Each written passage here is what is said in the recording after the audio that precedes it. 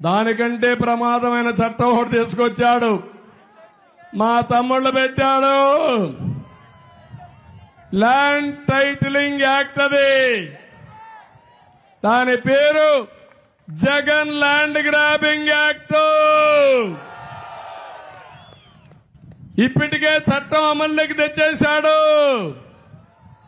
తెచ్చి మొత్తం మీ రికార్డులన్నీ జగన్ కంపెనీ ఒక బినామీ కంపెనీ పెట్టుకొని కాలిఫోర్నియాలో పెట్టి అక్కడి నుంచి మొత్తం మీ రికార్డులన్నీ కంప్యూటర్లో పెడుతున్నాడు.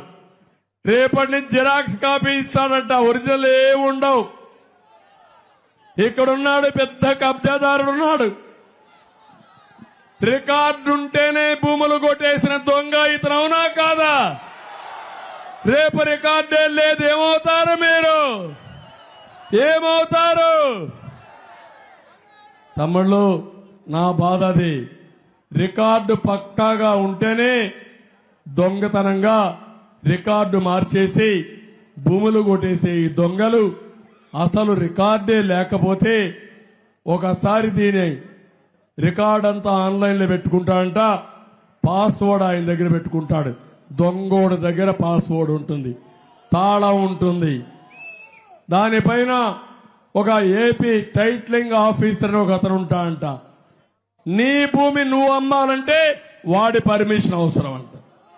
నీ భూమి నువ్వు రిజిస్ట్రేషన్ చేయాలన్నా, అగ్రిమెంట్ చేయాలన్నా వాడు పర్మిషన్ కావాలా? ఒకవేళ గాని ఇది ఏదే వాడు అడిగాడు అని అంటే ఆ భూమి కోర్టుకు వెళ్ళిపోతుందంట. నువ్వు అమ్మడానికి లేదు, లిటిగేషన్ లో ఉంటుంది. ఇంకా నీ జీవితం ఆలోచించుకో. మీ మెడకు ఉరితాడేసి జగన్మోహన్ రెడ్డి పట్టుకొని కూర్చున్నాడు. మీరేదో భూ హక్కు రక్షణ కోసం తెచ్చాడంట. నాకు హక్కు లేదు, ఇప్పుడు భూమి వీడిస్తాడంట. నాకు లేదా మీకు హక్కు? మీ భూమి మీది కాదా అని అడుగుతున్నా.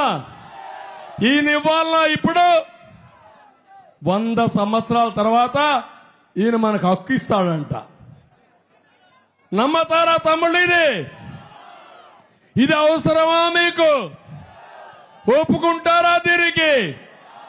అందుకే చెప్తున్నా, ఈ చట్టాన్ని, నల్ల చట్టాన్ని, చీకటి చట్టాన్ని చిత్తు చిత్తుగా దించేస్తున్నా.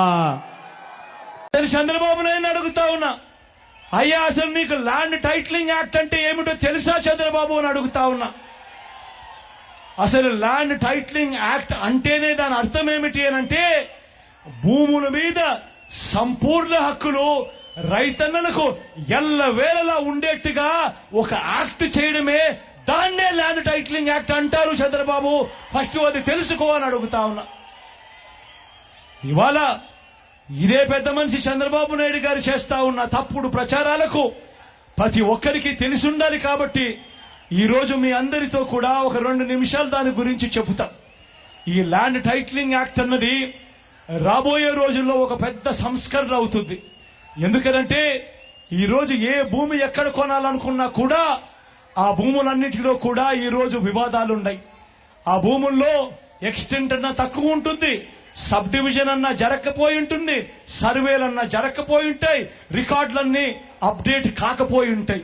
వీటి అన్నిటి వల్ల భూ వివాదాలు పెరిగి ఇవాళ రైతన్నలు, ప్రజలు అందరూ కూడా కోర్టుల చుట్టూ తిరిగే కార్యక్రమం, అధికారుల చుట్టూ తిరిగే కార్యక్రమం జరుగుతా ఉంది.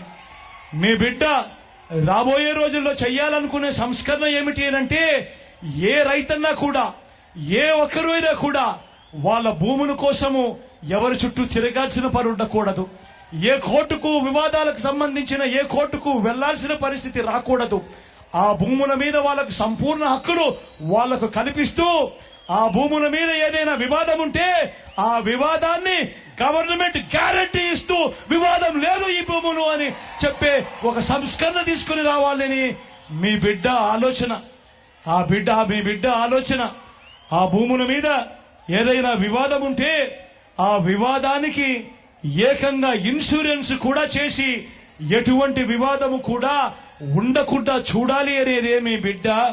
టైటిల్ ఇన్సూరెన్స్ కూడా చేసి ఎటువంటి వివాదము లేని టైటిల్స్ ప్రతి ఒక్కరి దగ్గర ఉండాలి అనేదే మీ బిడ్డ లక్ష్యం.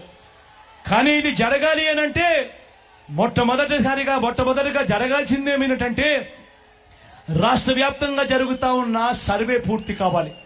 100 సంవత్సరాల తర్వాత అప్పుడెప్పుడో బ్రిటిషర్లు సర్వే చేశారు.